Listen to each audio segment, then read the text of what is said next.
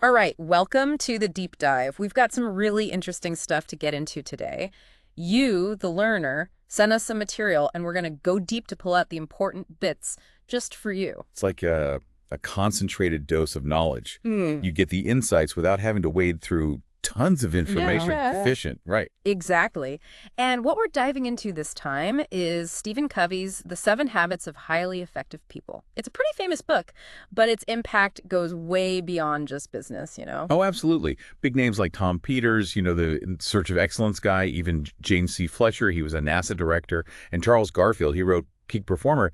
They've all said how much this book changed their thinking, not just about work, but about effectiveness in general, in life, in relationships, and importantly, it's all built on this ethical foundation. Not just about climbing the ladder. No, it's deeper than that. So today, what we really want to do is dig into those core principles that Covey talks about, those habits, and how they can give you a framework for a better life, more effective, more fulfilling. Not a quick fix, but a real lasting change. Exactly. And that's what you're after, right? The learner. Something with real substance. Right, something that makes a difference. So Covey starts off with this interesting observation. He noticed that lots of people achieve outward success, the big house, the fancy job. The corner office, the whole 9 yards. But they're still not happy. They feel empty inside, and their personal lives are a mess. He even gives this example of someone who's like at the top of their game professionally, but they've completely neglected their family and they don't even know who they are anymore. And then he asks this really powerful question, was it all worth it? Makes you think, doesn't it? Like, how often do we see that? Or even experience it ourselves? Chasing something that doesn't actually bring happiness. Totally. And that's where he introduces this key difference between what he calls the personality ethic and the character ethic. Right, the personality ethic is all about those surface level things, techniques, skills, having a positive attitude, that kind of stuff. Like how to dress for success, how to shake hands the right way, how to smile more. Yeah, exactly. Like those self-help tips that are supposed to magically solve all your problems. But the character ethic is different. It's much deeper. It says that real, lasting effectiveness comes from your character, from who you are at your core. It's not about faking it till you make it. It's about becoming the kind of person who naturally attracts success and happiness. And Covey actually criticizes some of those personality ethic techniques, saying they can be manipulative, even dishonest. Like, imagine trying to copy someone's body language just to get them to like you, or using some persuasive tactic without actually caring about their needs. It feels fake, right? Yeah, totally inauthentic. And Covey says that stuff might work in the short term, but in the long run, it's your character that really shines through. Like, you can only wear a mask for so long before people see the real you.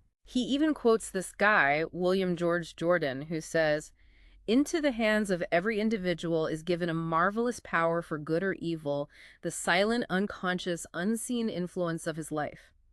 This is simply the constant radiation of what man really is, not what he pretends to be." Pretty powerful, right? Yeah, it makes you think about the impact we have on the world. Yeah. Just by being who we are. And this idea of character ties in really closely with Covey's concept of paradigms, like mental models, theories, perceptions, assumptions, basically the lenses through which we see the world. It's like we all have these maps in our heads telling us how things are and how they should be. And we use those maps to make sense of our experiences. And we often assume that our map is the only right one, right? Like our way of seeing things is just objective reality. We forget that other people might have completely different maps based on their own experiences. And those maps can be just as valid as ours, even if they lead to different conclusions. To illustrate this, Covey uses this really cool example of a visual illusion. The one where you can see either a young woman or an old woman. Oh yeah, that one's classic. It's the same image, but people see totally different things depending on their perspective. And the interesting thing is, even when people were told that there was another way to see the image, most of them couldn't actually see it until someone specifically pointed it out to them. It just shows how stuck we can get in our own way of seeing things. We think we're being objective, but really we're just seeing what our map allows us to see. Exactly. And that brings us back to the difference between the personality ethic and the character ethic. Covey says that trying to change our attitudes and behaviors without first addressing those underlying paradigms, those maps in our heads, is like, and he quotes Thoreau here, hacking at the leaves of evil instead of getting to the root. So we're just treating the symptoms, not the cause. Right. And he says that for real, meaningful change to happen, we need to work on those basic paradigms, those fundamental ways of seeing the world. And when we have a major shift in our perspective, Covey calls it a paradigm shift. He says it's like this quantum change where everything suddenly clicks into place. It's not just a small improvement, it's a whole new way of understanding reality. And that can lead to huge changes in our actions and our results. So if the personality ethic is about trimming the leaves, the character ethic is about growing strong roots.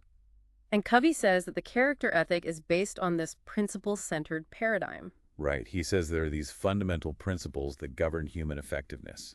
They're like natural laws, just as real and unchanging as gravity. So our mental maps, they're our subjective reality. They're based on our own experiences. But those maps might not actually reflect the objective reality, which is based on these principles, these kind of like lighthouses that can guide us towards effectiveness and happiness. And the closer our maps align with those principles, the more effective we become. It's like having a more accurate GPS. You're more likely to reach your destination if you're following the right directions. And Covey says that aligning our paradigms with these principles is way more powerful than just trying to change our attitudes and behaviors. It's about getting to the root of the problem, not just treating the symptoms. And this also explains why those quick fixes that the personality ethic offers, they might seem appealing, but they don't really work in the long run. It's like those get-rich-quick schemes. They promise you the world, but they don't actually deliver. Covey calls it symbol without substance.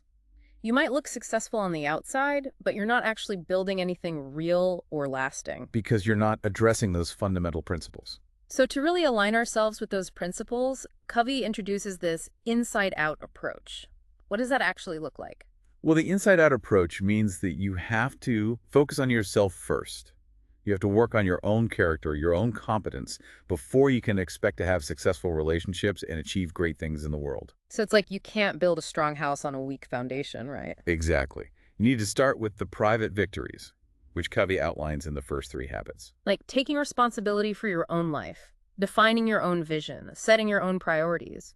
Once you've mastered those things, then you can move on to the public victories, the successes you achieve in your interactions with others. But you can't skip ahead, right? You have to do the inner work first. Right. It's a sequential process. You can't expect to harvest a crop if you haven't planted and nurtured the seeds. And this inside-out approach ties in directly with Covey's explanation of the different levels of independence. He talks about this progression from dependence, where you rely on others for everything. Like a child, right? Yeah, exactly. To independence, where you become self-reliant and capable of taking care of yourself. You can think for yourself, make your own decisions, support yourself financially. But he says that the ultimate goal is interdependence. Where you recognize that you can achieve so much more by working together with others. Right. It's like you're strong on your own, but you're even stronger when you team up with other strong people. And Covey defines an independent person as someone who's physically self-sufficient, mentally capable of thinking abstractly, and emotionally inner-directed. So they don't need constant validation from others to get their sense of worth from within. But he says that even though independence is important, it's not enough. We need to move towards interdependence to truly reach our full potential. Because in reality, we're all interconnected. We need each other. And Covey makes this really important point that interdependence is a choice. It's something you can only choose if you're already independent. Because if you're still dependent, you're not really coming from a place of strength.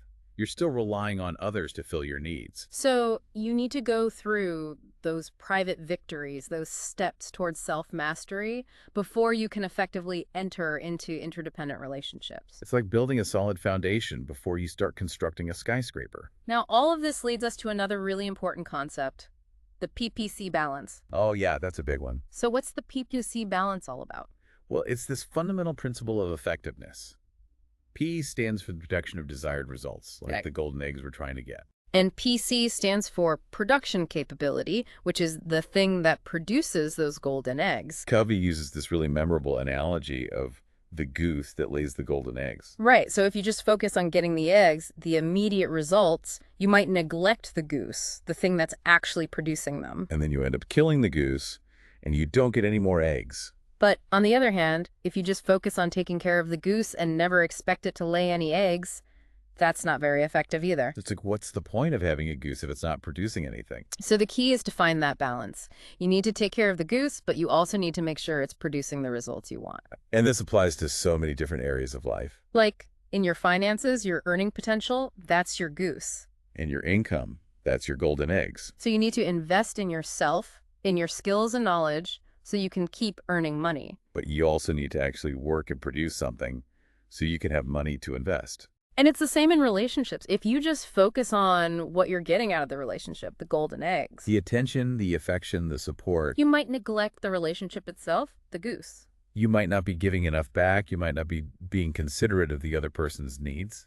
And that can damage the relationship in the long run. It's like you can't just keep taking without giving anything back. Covey uses this example of wanting your daughter to keep her room clean. Right. So the clean room, that's the P, the desired result. But your daughter and your relationship with her, that's the PC, the production capability. And if you just focus on getting that clean room, you might start nagging her, yelling at her, punishing her. But that can damage your relationship with her It's like you might win the battle, but you lose the war. because you've harmed the very thing that could have produced that clean room in a more sustainable way. And Cubby even shares a personal story about this. He talks about how he used to force his daughter to share her toys with other kids. He wanted to look like a good parent, you know, the one with the well-behaved kids. So that was his golden egg, the social approval. But he realized later that he was doing it for the wrong reasons. He was more concerned about what other people thought than about his daughter's own development and their relationship. He was borrowing strength, using his authority to make her do what he wanted. But that was actually undermining her own inner strength and damaging their connection. So he started doing things differently. He started giving her more choices, more autonomy. And he found that when she felt more secure, more in control, she actually became more generous on her own. It's like she didn't need to be forced to share anymore because she wanted to. And this all comes back to the idea that those quick fixes, those personality ethic approaches, they only address the symptoms, not the underlying causes. It's like putting a Band-Aid on a broken leg. It might cover up the problem temporarily, but it's not going to fix it. And Covey says that the real solutions, the ones that lead to lasting happiness and effectiveness, they come from the inside out. They come from investing in ourselves and our relationships in those gooses that produce the golden eggs. So the learner, as we wrap up this deep dive, we've covered a lot of ground. We talked about the shift from the personality ethic to the character ethic, the importance of our paradigms and how they shape our reality, the principle-centered paradigm, and how it can guide us towards effectiveness, the inside-out approach and the importance of self-mastery, the progression from dependence to interdependence, and the PPC balance. And we hope that this has given you a good overview of Covey's framework and how it can help you live a more fulfilling and effective life. But remember, this is just the beginning. The real work happens when you start applying these principles to your own life. So we encourage you to keep exploring these ideas, keep reflecting on your own paradigms, and keep investing in your own goose. And if you do that, we're confident that you'll start seeing some amazing results. Thanks for joining us on this deep dive. It was a pleasure. Until next time.